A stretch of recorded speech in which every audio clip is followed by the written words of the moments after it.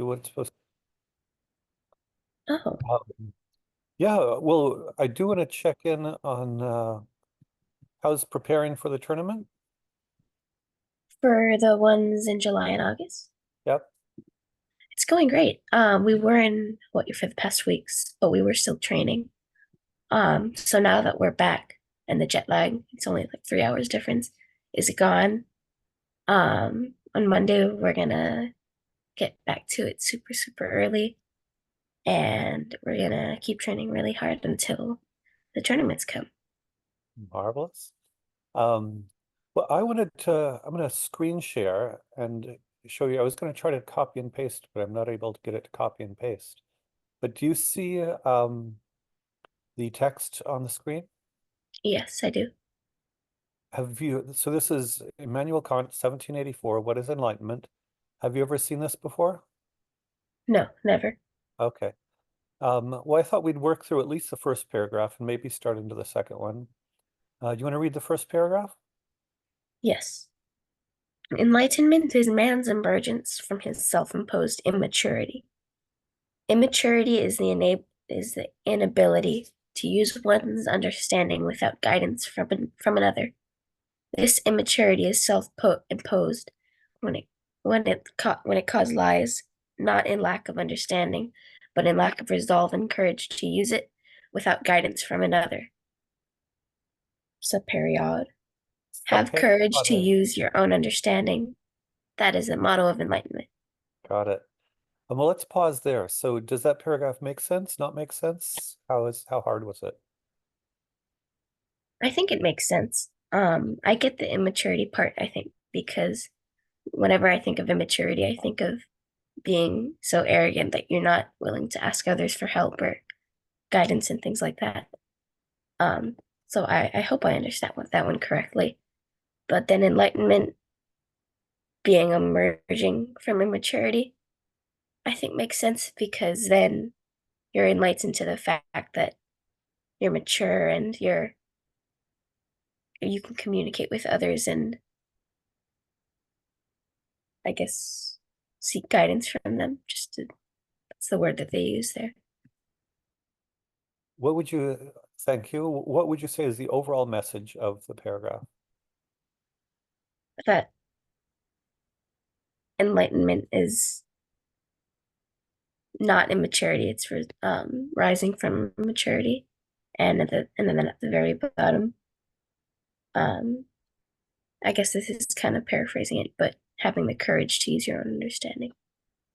What do you think? What does it mean to have the courage to use your own understanding? I think not just or when I read that, I thought of not just kind of following others and their perspectives, um, using your enlightenment and emergence from the maturity to understand them, but also having the courage to think for yourself. And why does it take courage to think for yourself?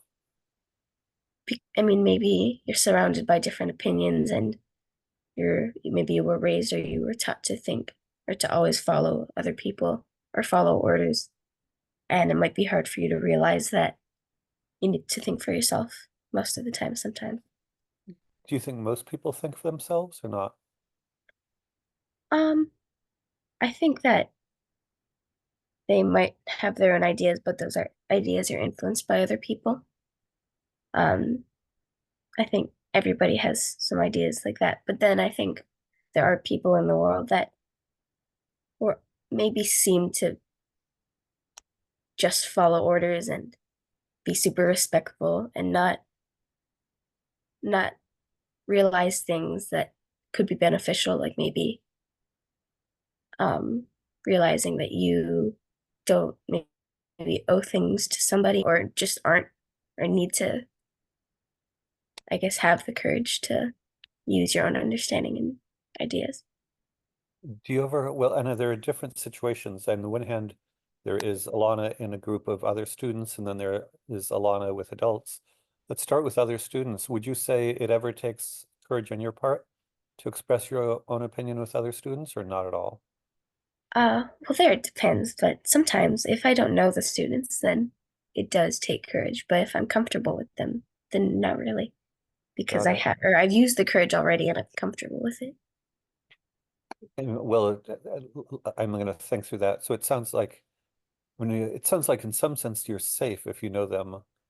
And so when you say you've already had the courage, maybe you had to test what you could say with a particular group of students. And then if, well, tell me what happens. What do you mean by you already used the courage? That's what I'm trying to figure out. Well, when I said that, I thought of, say, my class last year. In the beginning, it was a bit scary to start talking and sharing your ideas because they were completely new, most of them. But then a week or two into the year, we all used our courage and um, are comfortable with one another and sharing ideas and having conversations. Got it. And then in a, so suppose you're around people your age. Explain why it takes courage if you're around new people your age. I think it takes courage because you don't know how they're going to react to your ideas. Maybe they think opposite of you. Maybe in terms of um, I don't know, humanities or politics, or maybe you literally know nothing about them. And I don't know. For me, it's always been a little difficult talking to new people like I've known them before. So when I talk to new people, I do have to kind of muster up some courage and um, start talking so that later on I know them and it'll be comfortable because I know that always happens. So thank you that you're very articulate about this. So would you say that the fear is that they will disagree with us, or they'll attack us, or they won't respect us? Yeah. Can you say more about what is the fear that requires, what are we overcoming when we are courageous in talking with other people? What are we overcoming? I think that's different for a lot of people, but for me personally, I overcome um like maybe they won't respect me or maybe they won't like me if I say this. Because I have a tendency to want to impress everybody and want everybody to like me, I've realized over the years. And if that doesn't happen, then, or I'm afraid that doesn't happen when I meet new people.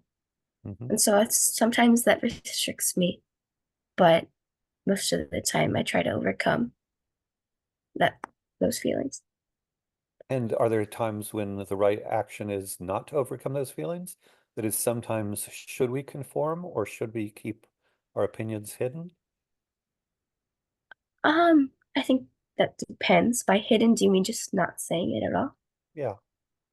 Well, if you're talking with somebody who knows a lot more than you, or maybe somebody who thinks they're right, and I mean, maybe you don't, or maybe you should express your opinion a little bit, but if you express it too much, then just by saying that, and it's your first meeting, that person will not like you. And that's not the first priority, but there might be some situations where it's best not to open your mouth wide and talk about everything. It sounds like you're kind of doing a sort of cost benefit calculation. That is, what are the costs of opening, of saying what we really believe? Um, is that accurate? Yeah, I think so. In which case, what are the benefits? Why not simply, um, accept what everybody around us is saying? Why ever say what we believe? Because there aren't always going to be people like that. But then again, it's hard to tell who's like that and who's not. So, in which case, sometimes you do have to just step up and say what you think and not be afraid. But although that makes sense that sometimes you have to, but I'm not clear on what are the benefits. Why is it beneficial? Is it beneficial for you or for somebody else, or why not, why not just accept what everybody else is saying all the time? Because then nobody would know what you're thinking and saying all the time. And to other people, your ideas may be totally, totally wrong. And to you, other people's ideas may be totally, totally wrong. That all depends on what you believe in and things like that. But if you don't talk about anything at all, then I think the world becomes one-minded. And maybe the track that it goes on once it becomes one-minded or single-minded, isn't the best for humanity or the world. And sometimes people need to hear other opinions. I don't think it's good for people to be surrounded with people with just their opinions because it doesn't challenge them to grow their opinions. And if they're not challenged to grow their opinions, then again, it becomes single-minded. So I'm hearing two things, at least two things. One is it sounds like you disagreeing with other people is good for the person with whom you're disagreeing. And the second thing is, and it's good for the world at large because otherwise the world is single-minded. Is that an accurate reflection of what you're saying? Yeah, I think so. Um, and what does it mean for the world to be single-minded? And why don't we want the world to be single-minded? If there's one truth, why not just have the one truth be everywhere and everybody who disagrees with that truth should keep their mouth shut? The thing is, it might not be a truth, it might be corrupt. And if it's, or when you say a single-minded world, I think of just one government with everybody in the government thinks the same way and they have control over everything. And I think if they have control over everything and things don't change, then that might be bad because over time those right things might get wrong. That's Have you kind of read a bad way to explain it, but uh, yeah, go ahead. have you read George Orwell's 1984? No. It's a famous book about this exact thing. So you might really enjoy it at this point. It's a dystopia where, yeah, there's one government and it has one right answer, and everybody else has to shut up or believe what the government tells them to. What's it Uh, called again? George Orwell is the author. Orwell is the author. 1984 is the title. The numerals 1984. Very Thank you.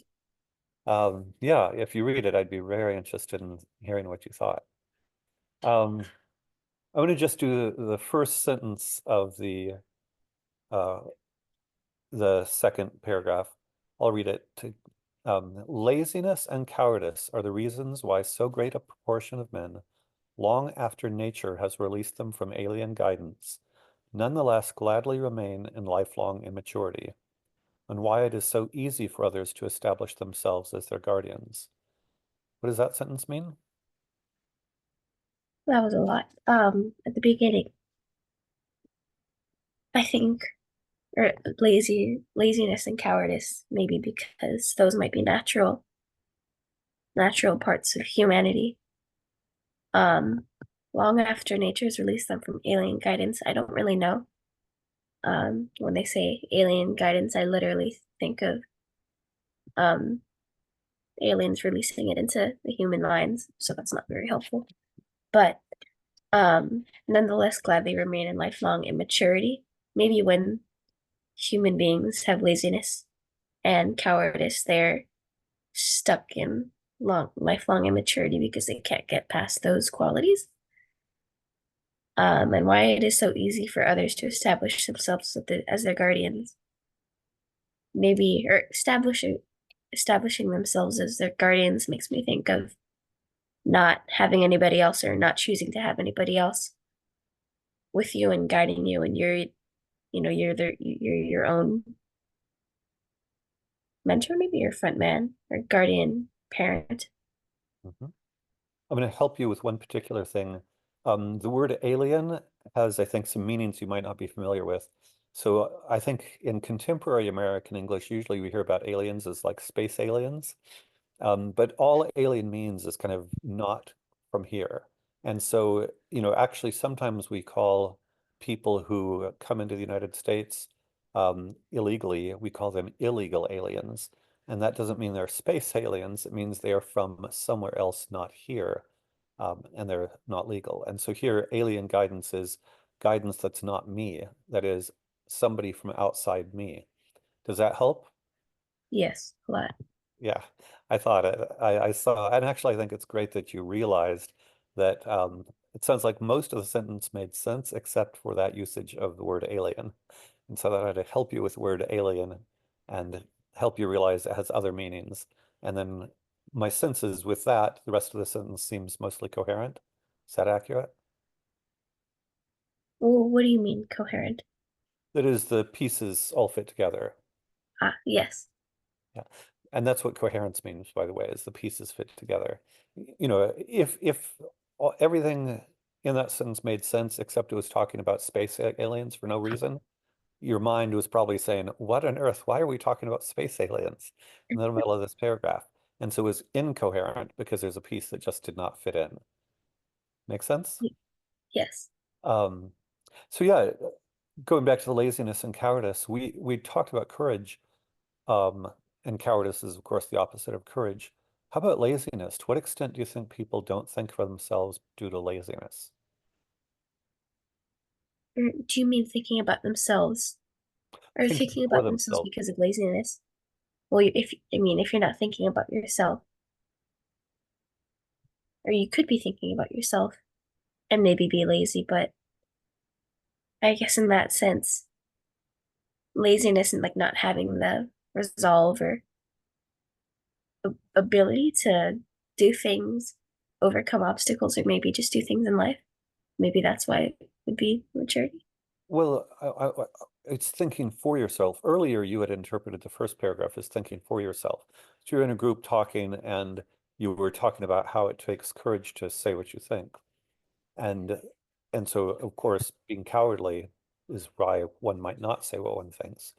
But going back to the situation of being in a group, is it possible that sometimes people are just lazy and that's why they don't say what they think? That could be true too. Would you say you're ever lazy in that way, or that's not you? Um, I mean, I think maybe I probably have been that way before, maybe in a conversation or, but lazy in the thing that, or in the way that I just don't want to do it. Maybe it's not like being lazy, like, oh, I don't want to do it right now. I'll do it tomorrow. Hmm. Maybe it's lazy in the way that it's going to be hard, so I don't do it. Hmm. I hope I don't do it too much, and I don't think I do it too much. It, But I think it's a natural part of immaturity, and people need to get over it. got it. It does strike me that you don't strike me as a lazy person by nature. You're on the scope of laziness, you're probably on the not very lazy in general. Is that true? I think so. Yeah. Um, and then going back to the courage, does it take even more courage talking to adults who are talking about in a group of kids? Uh, is it hard for you to express your opinion with adults or not so much, or depends on the adults? I think so because in the unconscious part of my brain, I'm realizing that the adults are older than me, are more experienced than me, or have more experience. Hmm. Um, and then a part of me says that they have, or they probably have better opinions because they're older and have more experience. And then that part of me, or yeah, I've noticed me say that to myself over the years. And that part of me kind of restricts me from maybe participating a lot in a group of adults. Um, and I think I need to overcome that because even though I'm a kid, I think I could have helpful insights also, Have and not, or I should speak up. Sorry, go have ahead. there been have there been situations in which you're listening to adults and you think that you do have an opinion and insight that they don't have and that you should share it? Um, well, I don't think it happens. It happens sometimes when I'm listening. I don't know, maybe to my dad talk, but mostly it's just conversation and not like philosophical Hmm. type conversation. Hmm. Um, but I think sometimes, but I don't always input that because I don't know, maybe I'm just timid because they're adults. Hmm. Well, I think this is all an interesting thing to think about is when and where, yeah, you speak your mind. Would you say at school at TSC, after those first 2 weeks of school or whatever, then you're pretty comfortable and then you speak your mind like 80 to 90% of the time. Sure, I think so. And then with adults, is it more like 10 to 20% or is it 60 to 70%? Well, it depends with adults because TSC you're in a conversation, but adults it might just be passing, or you know, not really meaning anything at all. And I think if they know me and I know them, I'd be more confident because I'm comfortable around them. Hmm. Again, and if I'm not, it's going to be harder. Hmm. Um, because I'm always constantly thinking about what they think of me.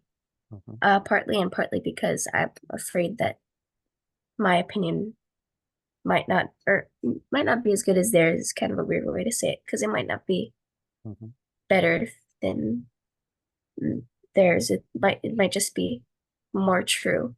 And then I realize that maybe my opinion was wrong or should have been something else. Hmm. Would you say you're mostly comfortable expressing your opinion with me, or sometimes yes, sometimes no? Definitely more than mostly comfortable. Good, good, good. Of course, that's my goal, is for you to be comfortable because I want you to think for yourself. Make sense? Yes. Very cool. Well, this is delightful, and I need to hop off. So, what are you going to do today? I think I'm gonna go follow my dad to the office and we're gonna um hang out and play and do some educational stuff. What kind of educational stuff? Um, hanging out with my brother and teaching him more long division. Fabulous. That's super cool. All right, in which case, have a wonderful day, and until next time, take care. Thank you. Bye.